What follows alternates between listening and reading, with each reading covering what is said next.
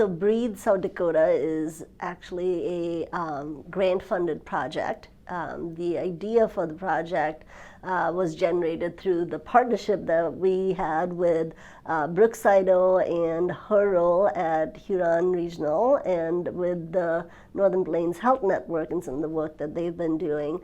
So we had this opportunity from a federally funded organization, HRSA, to write a proposal that helped with expansion of the workforce, healthcare workforce in the state, given the pandemic and the exacerbation of workforce shortages for professions such as respiratory care, public health, and others. We sort of partnered together to write the proposal that helped bring in money to expand the workforce and really provide services to patients in our rural communities. What is the acronym for BREATHE? Because I see there's an acronym there. So Yeah. The Breathe South Dakota acronym stands for Bringing Resources, Education, Awareness, Training, Holistic Care, and Empowerment to South Dakota in all rural areas. So it's kind of a representation of all of these major moving parts in the grant and what the grant is all about, and tying it into rural South Dakota. okay, is there like a certain like curriculum in each kind of thing, or is that just like the whole like that's what we stand for, breathe? And I can add to that, and I'll invite my colleagues to, collaborate or in what I'm saying here. So within the acronym, there are various mini projects, if you want to think of it like that. So for example, for education, yes, there is a curriculum. And so part of Breathe South Dakota is we currently have a respiratory care program that is accredited, and we have a public health program and a public health certificate, again, accredited through these agencies. With this project, one of the things that we're doing is going into 3 communities that currently our students in the respiratory care program are not housed at. So we will be expanding classroom spaces and lab spaces and training at Huron, Brookings, and Madison. And so we do have a really great respiratory care curriculum that is now going to be launched in adding to those sites, and some of the things that our students are currently doing. We'll have a new group of students doing those at those sites. Lacy, our respiratory care program director, might be able to give some insight as to the program itself. Lacy? Yeah, so I can jump in on that. So yeah, currently at South Dakota State University, we have a respiratory care program. We offer an associate and bachelor's degree where you can earn your degree in respiratory care. The kind of design of the program, the first year students spend doing their system general requirements. So that year can be quite flexible for the student. The second year design, the students spend at their hospital that they're kind of assigned to. So we work with the health systems within the state. So they're doing didactic, lab, and clinical experiences for a full year. At the conclusion of that year, they graduate with their associate's degree in respiratory care. They will have full licensing capabilities at that time after they earn their registered respiratory therapist credential. So then they'd have the option of going on to get their bachelor's degree as a working professional and work as a registered respiratory therapist while they're earning that bachelor's degree to really set them up for upward mobility. So with this grant, we're able to expand our sites out to the rural communities that were kind of underserved. So the thought process was, we are really hitting the urban areas because currently our health sites are, Sanford, Avera, and Monument Health in Rapid City. So our students were really staying in those urban areas and, working there after they graduated.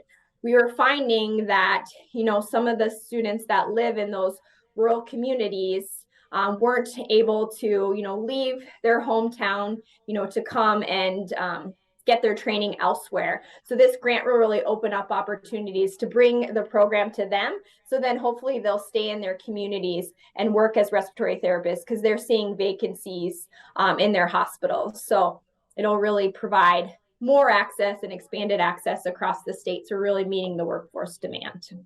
Do you know when this program started? I want to, maybe even it's a backup question, but We at Huron Regional Medical Center were ones that were in one of those rural facilities. We're not a big system, and we were not seeing any of those graduates because they were all going to the big urban areas or being snatched up right away. So way before the grant even started, we started reaching out to individuals within the state and trying to figure out a way how we could bring education to us, and whether that was through an apprenticeship program or if that was through bringing the education to us, however that looked. So we started doing this exploration probably 4 years ago or so, 3-4 years ago, and started working with Lacy on that, just asking her what it would look like, how we would be able to collaborate on that. And then this little thing called COVID happened and just kind of halted everything. And we knew we still wanted to work on it, but it just kind of got put on the back burner. And then an apprenticeship grant through the State Department of Labor came available. And so we jumped on that knowing that we wanted to build respiratory care, just trying to, again, figure out how we were going to do that. So with these little grant funds, we started dabbling and reached back out to Lacy and said, okay, how can we do this?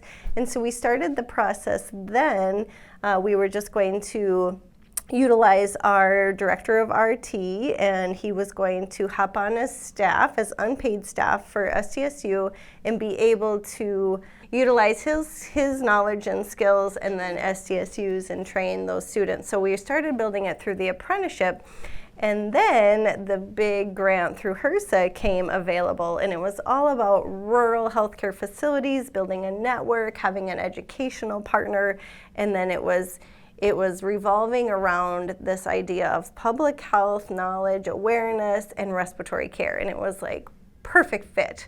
So then we reached back out to SDSU and we said, okay, we've got to do this. And so together we collaborated and made it possible, because it's such a huge undertaking, and we call it a mega project, right? So the mega project has so many layers, again, hence the BREATHE acronym. And it just is coming full circle through this grant. I think earlier, Dr. Pinto put it very nicely. He was saying it's a blessing to have the funding to be able to do the things that we were dreaming about. So kind of a little bit of a background there. So it started a long time ago, but really got moved forward when we received the notice that we would be awarded this funding. Could you explain the HRSA grant then? Like, how did that HRSA grant? Yeah, how did that?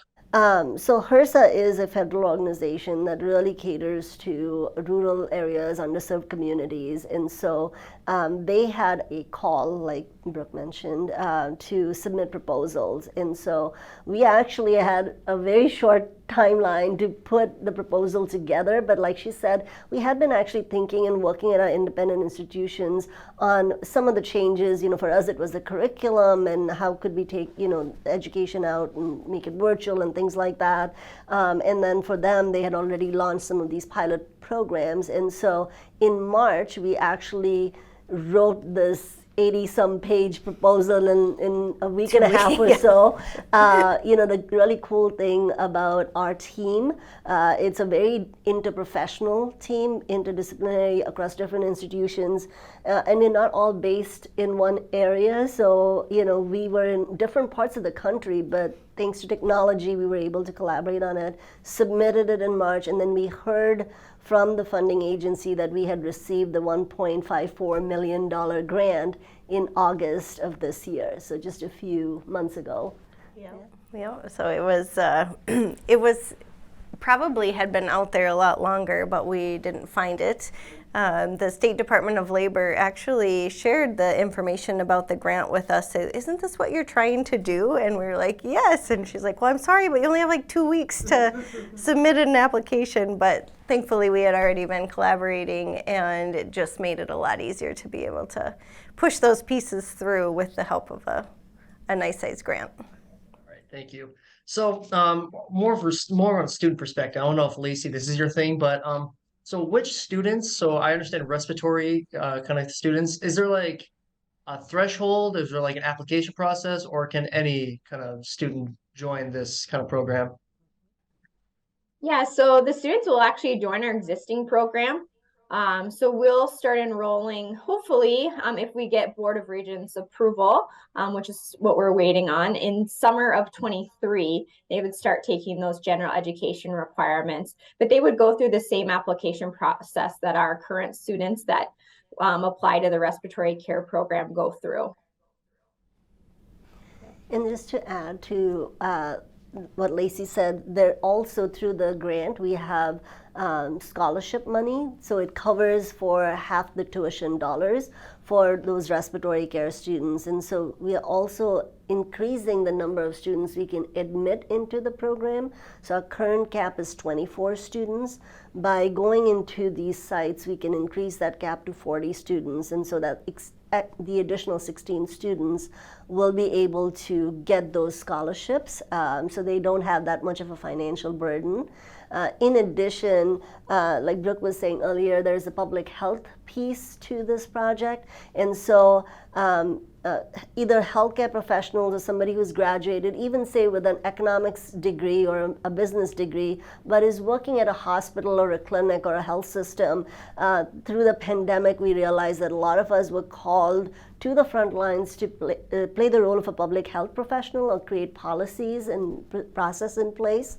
But we may not have had the training because our education was in a different field.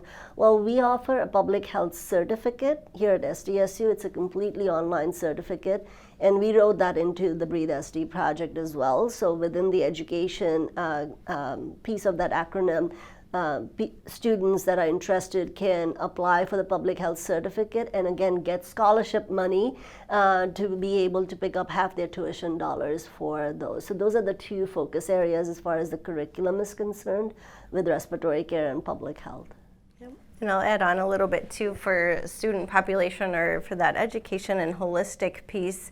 For our rural facilities, we have to cross-train all the time. Like, we won't even hire someone if they aren't willing to cross-train because they have to be able to jump into multiple situations. And that is a big piece of this project as well, as being able to cross-train. So we can take an LPN and train them into RT and be able to utilize those people. So then again, what Dr. Pinto was talking about with the cross-training for public health individuals. So we have people that are, normally not doing those kind of things that are needing that training. And we have a whole list of people ready to, that we want to involve in those certificates. But really looking at how we can utilize our existing staff, obviously wanting to bring in new staff as well, but being able to train them in that holistic perspective and look at, is there a community health worker that we can train and get the certificate? Is there an LPN that we can train into RT? Is there a paramedic or someone in ER that we can cross-train as well? So really looking at it that way and being able to incentivize it with those scholarship dollars is a big bonus. All right. So, are there goals for this project? I understand you want to help. You want to help rural areas by sending these respiratory doctors and students to the rural areas. Are there any other kind of goals for this project? Yeah, so I think we've talked about education, training, holistic care. The two pieces that I think are also really important. One is the empowerment. So through the entire period of the pandemic, we continue to see, especially again as we get into some of the conditions that we're seeing with the exacerbation of RSV and other things going on right this time of year. There is a huge need to empower our healthcare workers that continue to feel so drained out by having to do things that they may not have been trained for, or just gaining that confidence and assurance that they have a support system, either from the team or the health system. And so, kudos to the Brookings, Madison, and Huron health systems, because they have a meeting of the minds when they think about the healthcare workers at their institutions, the staff at their institutions. They're really wanting to invest in being able to support them. And this project is going to allow us to build that confidence, build that infrastructure, giving them the ability to really feel empowered and not so burnt out because they feel like they have to do it all. Now they would know I could do some of these things, but then refer a patient to a pharmacist, a respiratory therapist, a med lab tech, those that are trained in those areas that can better serve and care for patients. And the second thing that we are really looking forward to launching here in the next few months is an awareness campaign. And so when you think of healthcare, oftentimes the first thing that comes to mind if you ask kids in school or just even grown adults, doctors, nurses, pharmacists, very often do they think of, respiratory care or public health or medical lab sciences. And so we really have sensed that need across both our institutions as we've gone out into those communities, the hospitals wanting to staff individuals and cross-train. And so we're really being very intentional about how do we take messaging out into the communities so that, say, a farmer and coming from a farming community might not be as resistant to let their kids go too far away from home because there's needs on the farm, right? And so could you keep your kids still at home, have them do things that you need them to do at home, but perhaps they sign up for an online program and become a respiratory therapist, so now they can provide care in that community, in that farming community, that is needed and is not available currently, right? And so just really trying to get in front of that, those communities with some awareness campaigning, some messaging on, how we can make things possible so that truly we live the most blessed life that we're meant to live, right? And so that's sort of the intent with this project as well. And a really good add-on to that is, Sharrel hit it right on the head where she said a lot of our rural families are not able to send their children off to college. And so that has been a really big push and motivator for our rural facilities to be able to bring education to home. So we have taken large strides in order to build partnerships with post-secondary institutes in order to bring that education locally. We have a great vast of knowledge at the hospital, and we have people that are willing to train and able to train. So then once we partner with individuals that have the accredited curriculum and have that knowledge too, we can collaborate and make those partnerships happen. And so that was a really big push here too. And then another piece of that empowerment is really reaching out to those individuals who never thought that they could go away to college. Say, okay, we're going to bring this here and you can do it. We're going to make it so that you can do it. So we're going to remove that financial barrier with some scholarships and incentives there. And we're going to remove the geographical barriers. And then we are also going to empower you to know that you can do it right here. You can do it part-time, you can do it full-time, all hands on deck. So that's kind of how we're building that empowerment into to those people who maybe normally wouldn't think they could go into healthcare. And now they can. And again, we do that through awareness and collaboration and partnerships. And then another piece, and maybe you're going to ask us in a different capacity, but we have a really unique population in our Huron area, and I think you see some in Brookings and Madison as well. But we have a large refugee population and migrant population that come into the Huron area, and many of those people never dreamed of being able to go to college, and especially into healthcare fields.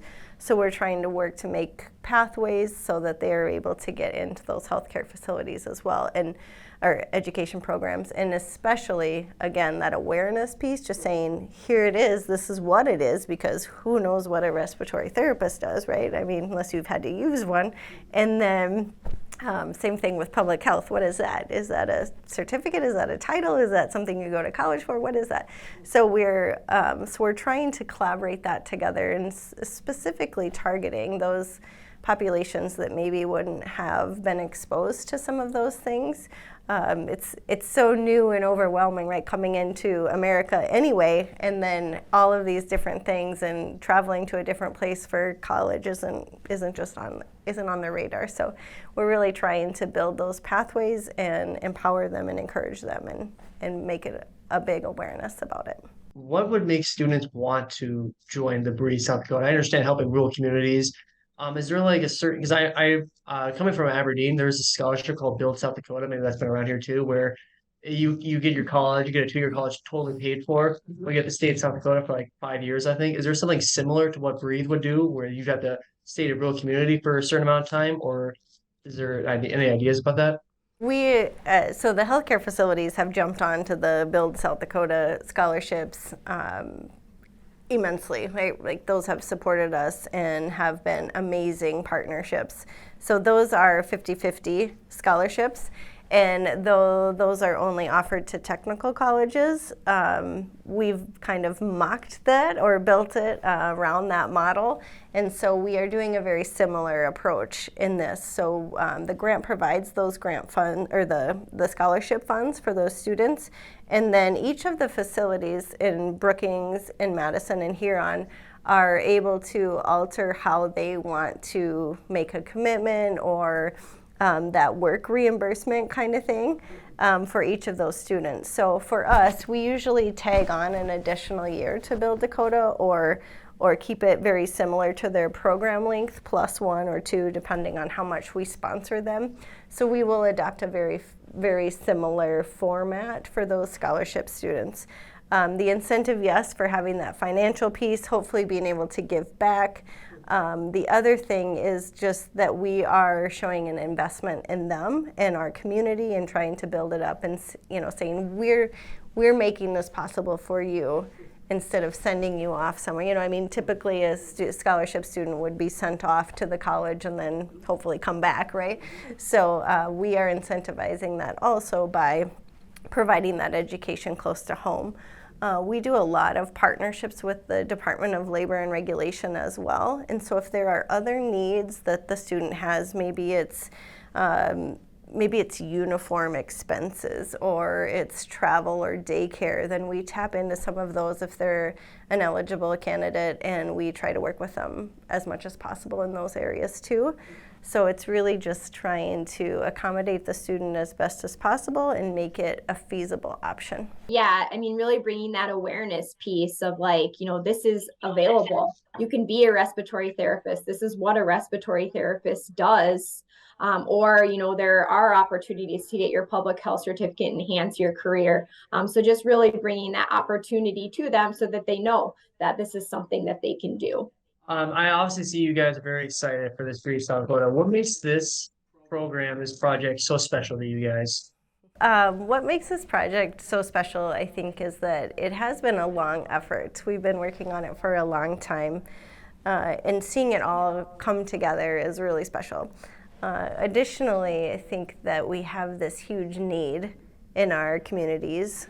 We serve a 7-county radius in our small critical access hospital, right? So being short one respiratory therapist is a really big deal, right? It's a matter of life and death in a lot of situations, or it's a matter of air flighting somebody out, or just there's so many different situations. So being able to bring the training to home is a really big deal, and we're so excited that it's all coming together and being able to offer that. And then all of the other layers of the mega project also make it really intriguing and exciting and special, I think, to be able to collaborate and build these partnerships and then just have those opportunities in a rural area that normally wouldn't exist.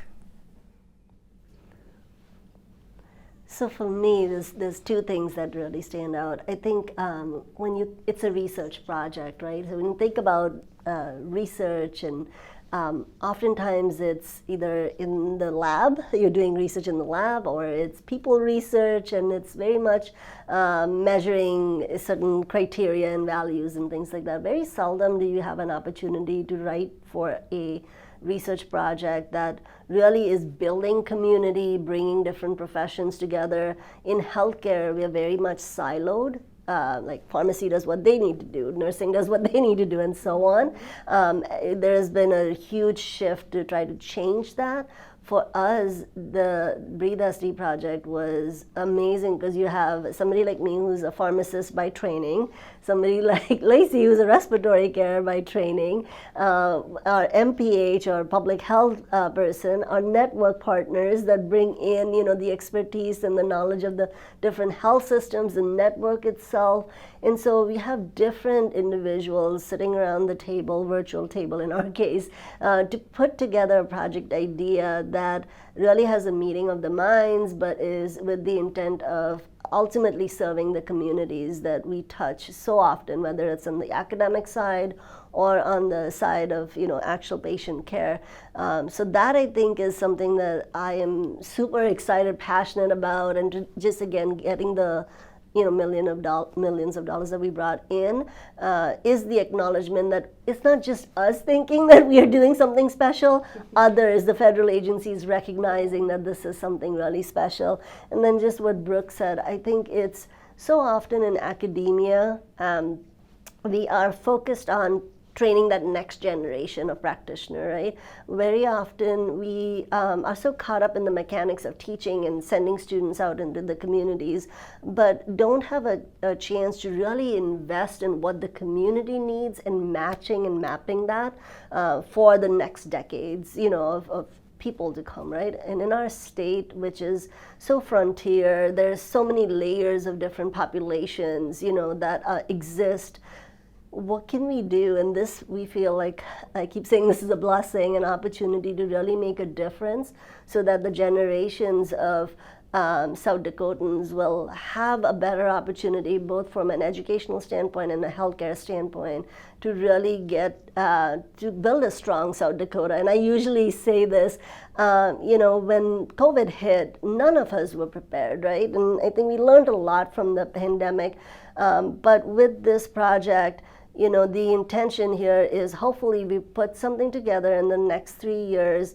If we do our jobs right, next time disaster strikes, we all will probably just breathe just a bit better, right? And so that's what I'm passionate about and we're looking forward to. Do you have anything to add, Lacy, about what makes this program special? I think we leave it at that. That sounds great. I think my colleagues said it well. So that wraps up my questions. If there's anything I missed or anything you'd like to add, you sure can. I think the unique population in Huron is a really unique piece there too, just because it adds a challenge and oftentimes a barrier. But we are using that as a stair step, I think, in a way to collaborate better and build those opportunities stronger. We've made several attempts at integrating English language learners into healthcare, and it's really difficult because medical language is its own language anyway, right? So they're not only trying to learn English, but now they're trying to learn medical language on there. So being able to collaborate with these partners and have that awareness piece and building the empowerment and starting from little, right? Starting from little kids and really working on empowering them and building that awareness and knowledge all the way up. So, because I think that piece is so important, and we don't, in the country we live in right now, in the environment we live in right now, I think that message, and she said it really well, of like we have these individuals that are leaving their countries, coming to ours to serve. How can we serve them is sort of the message I heard her say.